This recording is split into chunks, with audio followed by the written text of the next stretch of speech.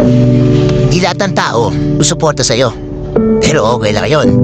Kasi hindi talaga natin mapiplease ang ibang tao. Kahit pag gumagawa ka ng mabuti, o kahit pag ginagawa mo yung pinaka-best mo. At kahit pa-deserve mo naman lahat ng meron ka ngayon. May mga tao talagang hindi magiging masaya sa mga achievements mo. Tanggapin mo sa sarili mo na okay lang yon. Tuloy mo lang yung mga bagay na nagpapasaya sa'yo. Mag-focus ka lang sa mga pangarap mo. Ituon mo lang ang sarili mo sa nagbibigay ng happiness sa'yo. Lalo na kung wala ka namang ginagawa masama sa ibang tao. Dahil may mga tao talaga na hindi papalakpas sa'yo. Ano man ang gawin mo at maabot mo, huwag mo problemahin yun. Importante, baliw na sa'yo kung sino ang mga totoong nagmamahal at sumusuporta sa'yo. At sino ang mga bigyan sa'yo, ano man ang gawin mo. Hayaan mo na sila.